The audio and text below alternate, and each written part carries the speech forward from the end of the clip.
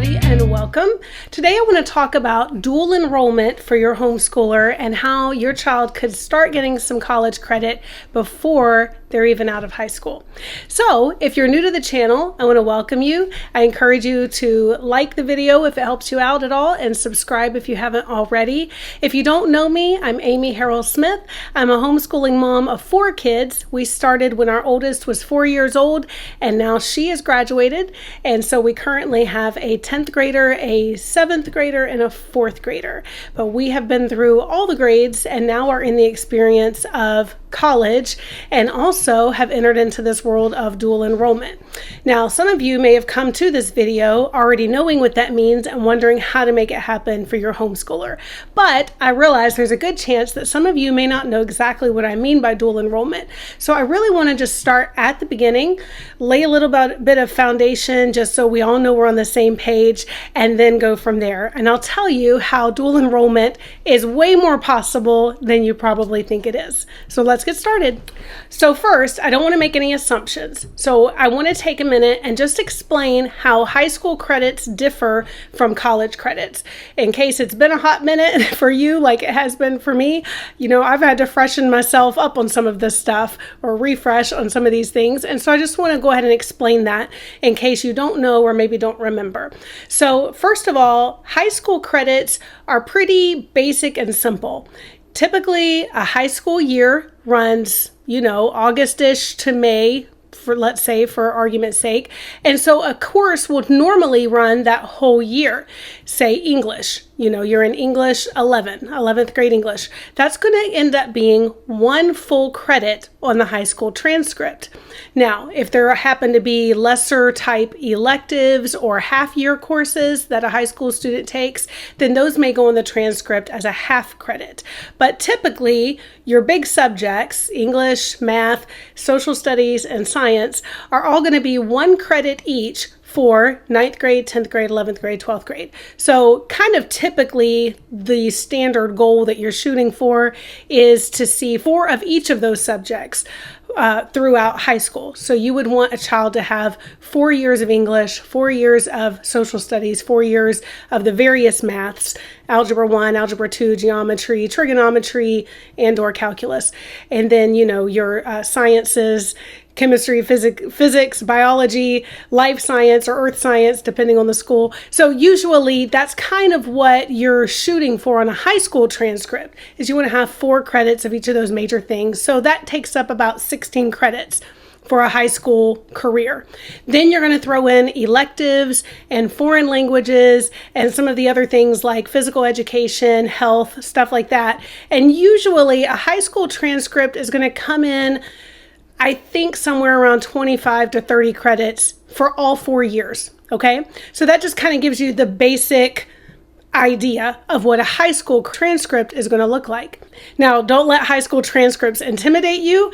I actually, side note, have a template available on my website at wiserhomeschool.com/transcripts, and you can use the exact same structure and template that I used. I actually created it so that I could use it for my daughter when she graduated this past December. And that transcript so far has been accepted by 4 major universities, one of which is one of the top schools in our nation. So I know it'll do the job for you. So if you're intimidated at all about having to create your high schooler's transcript, head on over there and see if that'll help you out. But now let's compare college.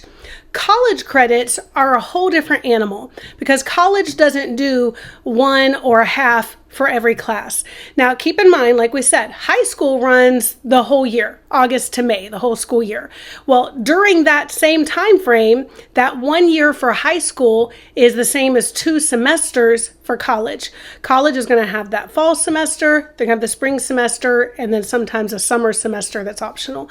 So colleges tally their credits completely differently than high school. So a college course, which is typically going to be 1 semester, will most oftentimes come in at 3 credits, sometimes 4, depending on the school or depending on the class. So a lot of times you can expect that a typical college class will grant 3 credit hours or 4 credit hours on the college transcript for the student. So over the course of a year, you might be getting 3 hours over here in the fall semester and 3 hours over here, but you're taking multiple classes. So that's why a lot of times when you start looking into college, you're going to start seeing that full time is 12 to 18 credit hours, a lot of schools will say. I'm not trying to get too technical. I'm just sort of giving you an idea of how they're structured so you understand that there is some difference. That's going to make things easier to understand when we start talking about dual enrollment in a minute. So the reason I say that is because there are several options now that have opened up to high schoolers to be able to start earning college credit while they're still in high school. Now, that can really open up a lot of options when it comes time for college and for pursuing a degree. It makes it, on one hand, less expensive to complete your degree because you've already gotten a head start in high school. It also makes it much faster, or it can make it much faster. So you can actually start getting a plan in place now to set your child up to have that head start going into college.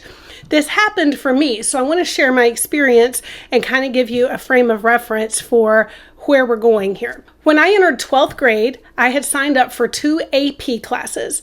Now, if you've been around public school, you probably are at least familiar with the term. AP is Advanced Placement classes, and they have them for a variety of subjects. I signed up for AP English and AP Calculus. And the goal with those classes, besides being advanced courses and looking good on your transcript and going to college and things like that, the goal is at the end of the year, you can take the AP exam for that class. So the AP Calculus exam or the AP English exam, history, whichever course you're in. And then what you can do with that is, depending on what the school requirements are of the school that you're going to, the college that you're going to be applying to or you're going to be entering in the fall, they can then tell you what they will grant you as far as either credits earned or waived requirements or whatever based on the score from that class. For example, AP Calculus, I took it just like a regular AP class. I went all the way through to the end, and I needed to take the AP Calculus exam. Now, that's going to be something sort of like when you take SATs or ACTs. You have to set it up on their schedule. It's a particular time and a particular place that you have to go where the exam is proctored, and, someone's got strict guidelines making sure nobody cheats and things like that. And then eventually you get your score back and you go from there. I did that with calculus. And the way that the school that I was going to, the university I was going to that fall, the way that they processed my exam score was they gave me credit for 2 math classes at their school. So they took it this way, and this was their prerogative, okay? They took it as, you achieved this score on this AP Calculus test, and we are now going to give you credit for this math that was 3 credit hours and a second math that was 3 credit hours. Way more than I was even expecting, but I even called them, I think, to make sure it was right. And the person on the other end said, well, here's my advice. Don't lose that letter. But it worked out great. So basically, for 1 full year of an AP Calculus class in high school, I took that exam, and that exam was able to be traded in for 2 semesters of math in college. So right off the bat, that's 6 credit hours that I didn't have to worry about when I got to college. Now, I also mentioned AP English, and here's where we're going to start talking about dual enrollment. The first week of AP English, our teacher stood up and said, hey, we have a new program that we're starting to offer in conjunction with the community college here in town. It's called dual enrollment. I had never heard of this before. A 17-year-old high school senior didn't know what they were talking about. But basically, she said, you're going to take the class here. It's going to be just the same as the AP English course. It basically is the AP English course that you signed up for. But you're going to take it here. You never have to step foot on the community college campus. You just have to do well in this class, and you will be dually enrolled if you want to be. They didn't make us, they gave us the choice. You will be dually enrolled with the community college, and they will give you credit for this class while we are giving you credit here on the high school side. That sounded great to me. Not only did it give me automatic credit, and it generated a transcript for me at that college. Never stepped foot on that college campus, okay? But I ended up, when I graduated high school, I also had the beginnings of a college transcript that I could then transfer those credits to the college that I was actually going to. But what it did was, the advantage over the AP class, the calculus class, was I didn't have to take the AP English test unless I just wanted to. And since my goal for taking the class would have been to try to earn college credit anyway, I didn't feel the need to take the AP English test. I hope this is making sense. I know I'm laying a lot of groundwork, but then we're going to go on to how it's possible for homeschoolers today. So what ended up happening was that community college here in town, they worked on a 4 credit hour system instead of 3. They gave us, because we had been in that 12th grade AP class for the whole year, they gave us 2 semesters worth of English credit on our college transcripts. So we had 4 credit hours for the fall and 4 credit hours for the spring. So now I have a college transcript from this community college saying that I have earned 8 credit hours with them for these 2 English classes. It was 1 English class in high school. And keep in mind, dual enrollment means that on my high school transcript generated by the public school, I got 1 English credit for 12th grade English. But on my college transcript, I got 8 credit hours for the exact same class, the same time spent, didn't do any more work or any less work because of it, other than I opted not to take that exam at the end of the year. I didn't do anything differently than if I was taking the course anyway. So that's what it means by dual enrollment. You are enrolled in both your high school and the college simultaneously, and you're getting credit. You're double dipping, and it's completely legal, not just legal. They've worked out these arrangements to make it possible for kids to get credit on both sides at the same time. It's a really cool thing. So then, if you've done the math, you understand now that with the 6 credit hours that my school gave me for AP Calculus and the 8 credit hours that I got through dual enrollment, I went in as a freshman with 14 credit hours. Well, like I mentioned before, a normal semester is 12 to 18 hours, kind of give or take a little. So I already had a semester of college credit before I had ever started a course in college as actually a freshman on campus. That really worked to my favor because then that essentially cut out a whole semester. A semester is a half year. So now my 4-year degree is down to 3.5 years. And that actually motivated me even more. So then I took a semester of summer school and wiped out another semester. So I graduated in 3 years instead of 4. Now, it's not all about just rushing and hurrying and getting on with things, but it does work to your advantage time-wise, but also financially, because the more of these dual enrollment type things that you can get under your belt, then the less that you're paying full-blown tuition later on at a college. So you can see how it can be a pretty significant head start for your high schooler going into college. Now, keep in mind, I mentioned earlier about how much a high school transcript would expect to see, maybe 24 to 26 hours. I think I said 25 to 30. It's somewhere in that ballpark. And I think my daughter's was at 26 at the end of high school, or 26 and a half. I can't remember exactly. I should have looked it up. Anyway, but on college, for a 4-year degree, you're typically going to be looking for between 120 and 130 credit hours. So if you've already got 1 semester down, 2 semesters down, or whatever, that's going to really help knock out some of that early on stuff, what we call general core. And if you went to college, you already know what general core is. If you're going after a 4-year degree, maybe even an associate's degree, then you know that there's going to be those general classes that you have to get out of your way no matter who you are.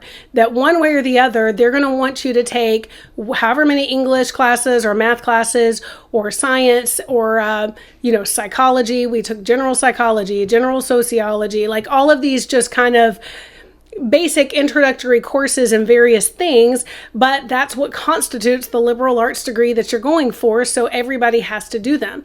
Well, the more that you can take advantage of dual enrollment, then the more you knock out general core requirements, again, not at the full-blown tuition rate. Now, why does that matter? You say, well, if my kid gets a scholarship, it won't matter anyway.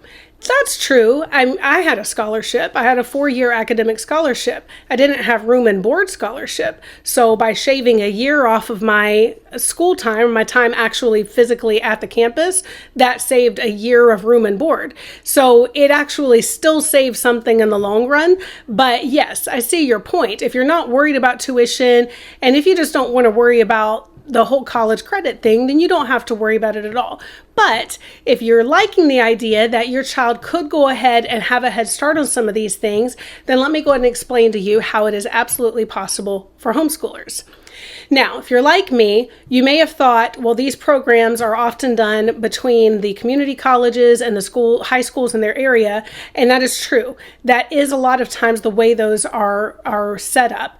And even some of the public universities that I looked at when I was first looking into this for my daughter, I realized, oh, well, University of Florida, they have dual enrollment, but it's only available to high schoolers in Florida, or, high schoolers at the schools, the public schools in Florida. They have these agreements where they offer these courses that way. Well, I needed something not like that. I needed something, that could be done online, because I wasn't trying to send my 15, 16-year-old off to a college campus right now, and because we don't have very many schools right here in our area. So to be able to have options, I needed something that was perhaps out of our area that would allow online education. So I needed something that would do that, be online, and then something that would be self-paced. I didn't want something that would be a super strenuous schedule, since we haven't homeschooled on a super strenuous schedule. I wanted to make sure that it was something that was very close to what they were already used to doing as much as possible.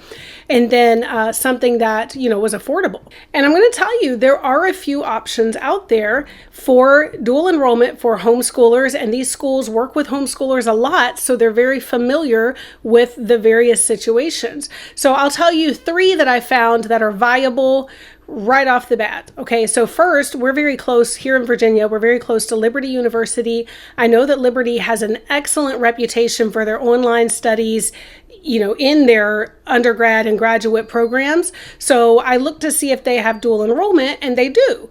I thought, okay, well, that's an option. I looked at the price, and they'll either do it, depending on the school, they'll either do it per credit hour or they'll do it per class. And you'll know that that's 3 credit hours or 4, depending on the class. So I looked at their price. And then some friends of mine had told me about, and actually I think I'd found it in a Google search first, and then my friends told me about it, about Colorado Christian University. We looked into their program, really thought they had some good options, and they offer dual enrollment for high schoolers. They were a bit less expensive than Liberty, and they still seem to have a good reputation for their online classes and stuff. And then we also looked at Grand Canyon University, which another friend had told us about. And these are not the only 3 schools we found, but these were the 3 that were kind of our top contenders. And theirs seemed to be either comparably priced to Colorado Christian or maybe slightly less than. And I know that they have a very big online push as well. So why is it important for me as far as their online reputation? Is because of just schools that are just starting out offering online programs. They're bound to have some system snags and just, things where there will be downtime or unexpected issues. And so I wanted to get a dual enrollment program that with a school that already kind of had the bugs worked out. They already know what they're doing, and they're pretty solid and reliable in their systems.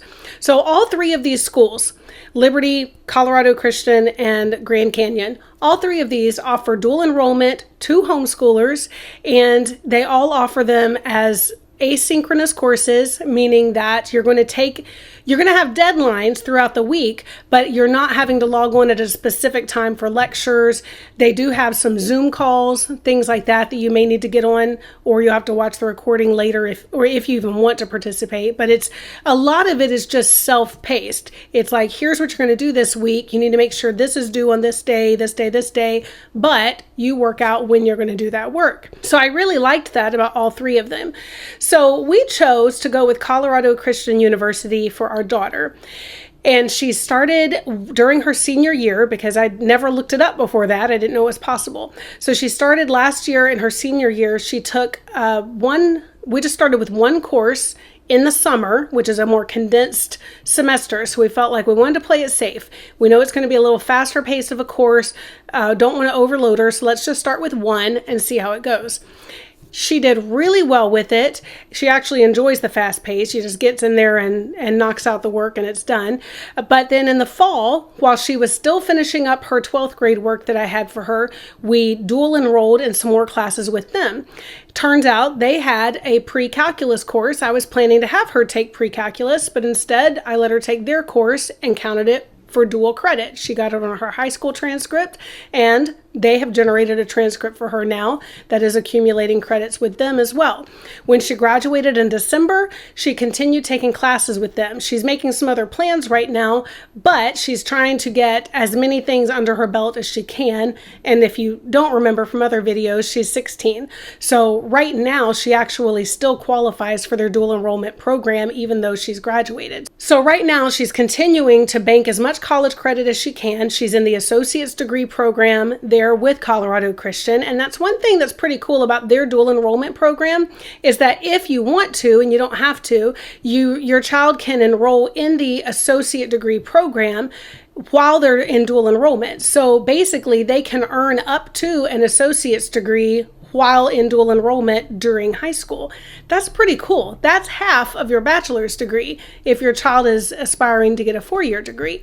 So we've had really good experience with them so far. She just finished her 3rd full semester with them and she's in her 4th one. And so far we're really happy with them.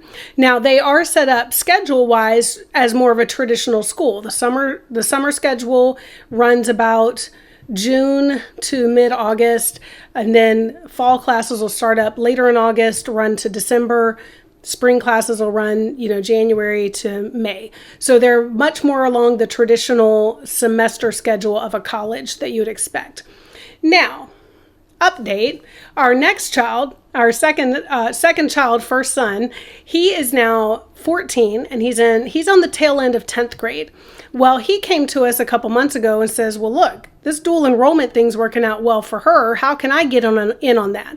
Because pretty much he just wants to get done with college as fast as he can. He doesn't really want to go get the degree, but he knows that we would prefer for him to have that to kind of be set up for different options later on. So he's not even super particular about the degree itself. I'm kind of ratting him out a little bit right now, but he wants a degree that would be, something useful, something interesting, but he's really not, it's not like he's got plans, okay, I want to be a doctor, so I need to go get a pre-med degree, or, he doesn't have like a specific career path yet, and he's 14. He doesn't have to have a career path yet. So, and the same thing with my daughter. She's 16. She can still change her mind if she wants, but she has an idea of a degree that will just kind of give her options later on, and so that's what she's pursuing right now. So with my son, he says, look, you guys are going to want me to get a degree whether I want to or not. So how can I do this as quickly as possible? So I hope you don't mind my transparency in all of this. So we said, okay, look, we can look at some options. Well, he's 14 and Colorado Christian requires you to be at least 15 for their dual enrollment program. So we said, okay, that's not going to work right now. We could wait till your birthday, which is way later in the year, or we can look at some other options. Well, we looked back at Grand Canyon again. We knew we had considered them with our daughter, but we thought we'll go ahead and see what kind of options they have. Well, he really likes their options. First of all, they're open to sophomores, so a high schooler in 10th, 11th, or 12th grade can be in their dual enrollment program, and then their semesters run on a much more condensed time frame. They run 7-week classes, so you get in there and in 7 weeks you're done with that class, and you actually can only take 2 at a time. Because of just how fast-paced they are, they don't let the students take more than that. And they have limits on how many you can take over the course of the dual enrollment time period. So it's not like you can get in here and get a whole bachelor's degree on dual enrollment. But I think, if I recall, and I may be wrong, so if somebody from GCU is watching, feel free to correct me. I think it's that you can take 15, I want to say it's 15 classes maximum during dual enrollment, and then they're 3 credit hours each. That's still a lot of credit that you can get under your belt as a high schooler and then either transfer it to another college, or my son's plan is, look, they've got this degree program, I'm just going to stay with them. And he told us, he said, I want to do dual enrollment somewhere where I can just start there and go all the way through and get my bachelor's from that same school. That wasn't my daughter's plan. My daughter's plan all along has been to transfer out at some point, but he wants to do that. Seems pretty focused about it. He seems pretty motivated, so we're fine with that. And I want to remind you again that even though we're paying for these classes, we're paying much, much less than a full-time college student would pay. So as soon as our daughter transfers or she leaves the dual enrollment program, our college tuition is going to go up unless some scholarships come in. And we do have some of that on the horizon that's working right now. So y'all pray with us that things come through, right? So it's much more affordable to get as many of these credits in as you can now in the dual enrollment process than later. Now you say, but how does that compare to curriculum? And that's a good question. And that's going to be kind of subjective depending on what you're used to spending on curriculum. So for us, we're going to be paying one way or the other. We're either going to be buying the classes, we use BJU Press, we're either going to be buying the classes there, or we're going to be buying the dual enrollment classes. So I will say that I think, all in all, I think the dual enrollment is costing us more than if we were just doing the BJU stuff, because, BJU, you can bundle and you can save a lot. Plus BJU is usually a full year course, whereas these are, typically a half year course. So it is costing more as far as right now what we would be paying out to do only homeschool curriculum versus homeschool curriculum and dual enrollment. Can y'all hear that? My boys are playing basketball outside. I'm sorry, I couldn't keep them in. It's a gorgeous day and they need outside time, so I had to let them out. So if you hear the basketball, sorry. So it is costing more as far as comparing regular curriculum to dual enrollment, but it's costing much less if you're comparing dual enrollment to full-blown tuition down the road. So I hope that makes sense. And I just want to encourage you that, I found these options. There are probably a lot more out there that you could go out and find. Just start looking for dual enrollment online for homeschoolers, or if you want to touch base with a community college in your area or something. Personally, that wasn't my first choice. I don't want to send them to the community college, and I'm not really aware of our community college having a strong online course presence. So I really loved the idea. Obviously, the 3 schools I named are all Christian universities because that was something that I really wanted my kids to continue in. We've set them a foundation of Christian curriculum with BJU Press, and we wanted to continue that with dual enrollment. So that's been the way that we have pursued things so far, but I'm sure there are plenty of options if you start looking for them. Just be prepared that if you stumble on a site like University of Florida, these state schools, get your radar up, because there's a good chance that their agreements might be specific to the schools in their state or something along those lines. So just kind of look through the details, reach out to somebody and ask, hey, are you open to homeschooled students who can participate virtually from your state? Just kind of get those details, find out the nuances of their requirements, and then just go from there. It's hopefully not too bad of a process for you. It's pretty straightforward for us. We just had to kind of get over that learning curve in the beginning with both of these schools, and just their specific requirements, their specific limitations on, how many hours that a dual enrollment student can take at one time, how many hours they can take over the course of their dual enrollment career and things like that. But then, what the great thing is, they come out of it with an official college transcript from that school that can then be submitted wherever they want to go. And then, of course, that's always subjective. Transfer credits are always up to the receiving school. So if they do transfer to another school, that school is going to have the prerogative of deciding how these credits transfer. And most of the time, they're going to give you the credits for the actual hours, the credit hours, they may not always match specifically the way you want them to for the degree program, if that makes sense. So for example, the pre-calculus course that my daughter took at Colorado Christian, it will transfer to the school that she's looking at. She's already been in touch with their admissions advisors and things. It will transfer, and it will cover one of the math requirements for her degree. But their credit hours are different. So this school counts them as 4 credit hours. This one counts it as 3. So there might be a little bit of things to make up for on the other end of things, as far as just some more electives she may need to take or things like that. But she's still getting value out of her dual enrollment experience, and it's still helping towards the degree that she wants in the long run. So I hope this has made sense. I hope it's been helpful. And if your child isn't in high school yet, or maybe they're just now starting out, then this is something you can just put in your back pocket for later. But at least you know that you do have options. And remember that homeschoolers are really popularly accepted in a lot of universities nowadays. That old myth that colleges won't accept homeschool students is exactly that. It's a myth. We have not experienced any difficulties whatsoever with colleges frowning upon us for being homeschooled or demanding more proof or anything like that. Like, honestly, like I said, my daughter's transcript has been accepted by multiple universities now. And the only one that asked for anything else actually was Liberty. Just asked us to add one specific clause that they look for. And I added that to the bottom of the transcript, and they were good to go. So really, it's not been difficult at all to get colleges to look at these kiddos. So I just want to encourage you with that. I know it can be daunting, but it doesn't have to be.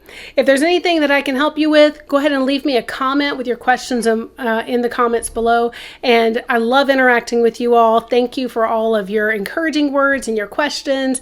And of course, please like and subscribe. That'll help a lot as well. Don't forget that if you're feeling shaky at all in your homeschool journey, or if you're brand new to it, I do offer a self-paced video course for parents that covers a whole plethora of things homeschooling. It's called Homeschool Crash Course, and you can check it out at homeschoolcrashcourse.com.